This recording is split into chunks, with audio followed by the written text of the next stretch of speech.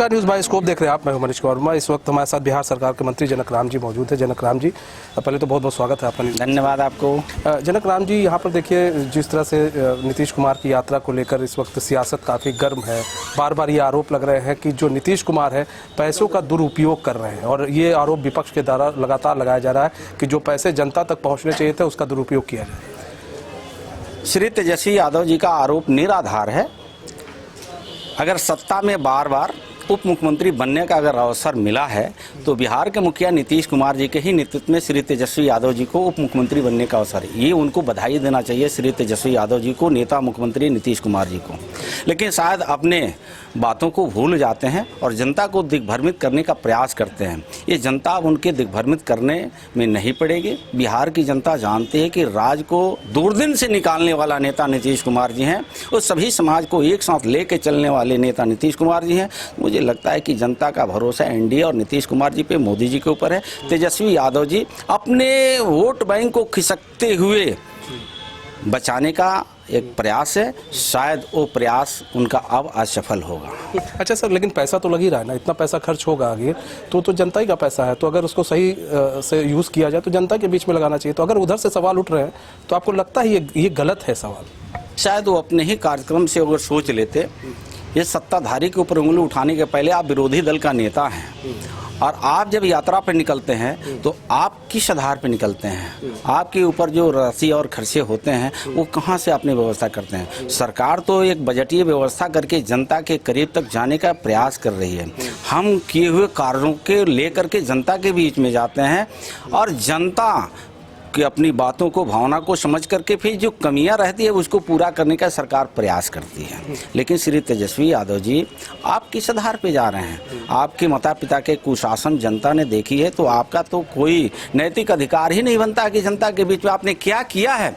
नीतीश कुमार जी अपने किए हुए कार्यों के बल पर जनता के बीच में जा रहे हैं। अच्छा सर, एक चीज़ और भी, अनुसूचित जनजाति आप देखते हैं, इसको लेकर क्या किया जा रहा है? अनुसूचित जाति के जो पिछड़े वर्ग के लोग हैं उनको लेकर क्या किया जा रहा है? आप देख ही रहे हैं संसद में किस तरह से तमाम तरह की बातें, एलिगेशंस लगाते हैं कि अनुसूचित जाति को दबाने का काम बीजेपी करती है, चाहे वो सपा हो चाहे आरजेडी हो, क्यों ना हो, लगातार इस तरह के आरोप जो है वो लगाए जा रहे हैं। तो किस तरह का काम अब जो है किया जा रहा है? क्योंकि पिछली बार जब लोकसभा चुनाव हुआ तो ये मुद्दे उठे और इसको लेकर बीजेपी कहीं ना कहीं बैकफुट पर नजर आई थी। तो अब आप लोग किस तरह से तैयार हैं ये जो अनुसूचित जनजाति को लेकर जो तमाम तरह के सवाल उठ रहे हैं? देखिए, ये अनुसूचित जाति जनजाति के लोग एनडीए के शासनकाल में मजबूत हुआ है।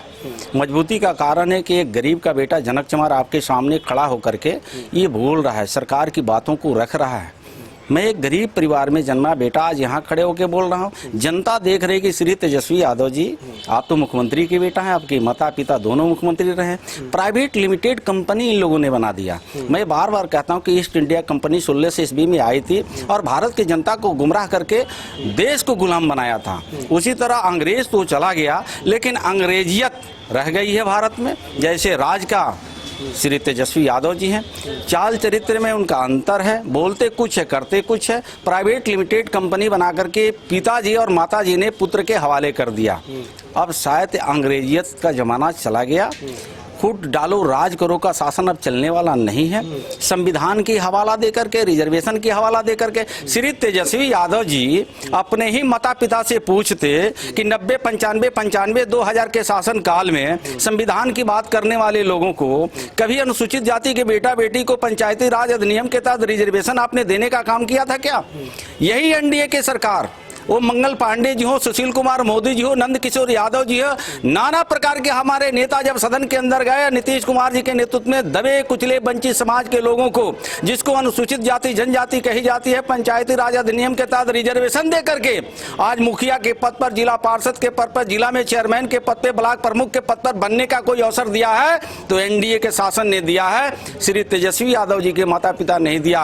अब ये ढोंग रच करके दलितों को गुमराह करके सत्ता में वापस आना चाहते हैं तो देश की जनता कभी पप्पू जी को सत्ता में नहीं जाने देगी और राज्य की जनता कभी श्री तेजस्वी यादव जी को सत्ता में आने नहीं देगी। संविधान भी सुरक्षित है, जनता भी सुरक्षित है और नेता के किए हुए कार्यों से हम सब समाज के लोग भी सुरक्षित है। मुझे लगता है कि अब गुमराह जनता होने वाली नहीं है। श्री तेजस्वी यादव जी को और चौकन्ना सचेत हो जाना चाहिए। अच्छा, वन नेशन वन इलेक्शन की बात कर रही है बीजेपी, कर रही है, इसको लेकर कैबिनेट में मंजूरी भी मिल गई, लेकिन अब यहाँ पर आरजेडी ने पोस्टर लगाया है वन नेशन वन एजुकेशन को लेकर।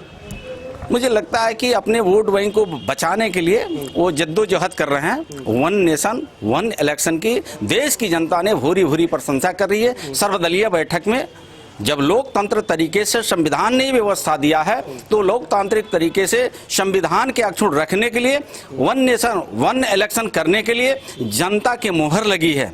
महामहिम पूर्व राष्ट्रपति के द्वारा कमेटियां सर्वसमितियां की बैठक करके जब इस पर मुहर लग गई है तो शायद ऐसे नेताओं को ओछी बयानबाजी करना उचित नहीं है। बहुत बहुत धन्यवाद सर हमारे साथ जुड़ने के लिए। तो देखिए, ये थे हमारे साथ मंत्री जनक राम, जिनका साफ तौर पर कहना था कि जिस तरह से यात्रा होने वाली है, नीतीश कुमार की यात्रा होने वाली है, उसको लेकर भ्रामक चीज़ें जो है वो आरजेडी द्वारा फैलाई जा रही है। आरजेडी को पहले अपने गिरबान में झांकना चाहिए, उसके बाद कुछ बोलना चाहिए। तो बस खास पेशकश हो सकता है। मुझे दीजिए इजाजत। तो खबर के साथ बने रहने के लिए देखते हैं न्यूज़ बाइस्कोप। नमस्कार।